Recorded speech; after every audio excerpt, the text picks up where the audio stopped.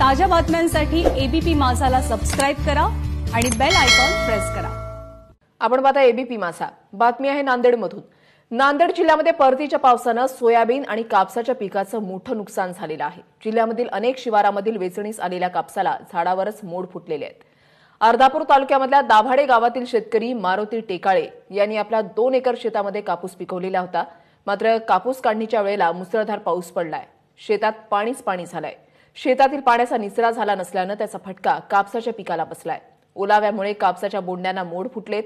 2 एकरात 20 क्विंटल कापसाचं उत्पादन होण्याची जिथे अपेक्षा होती तिथे आता 2 क्विंटल कापूस देखील हाती लागेल की नाही अशी शंका आहे।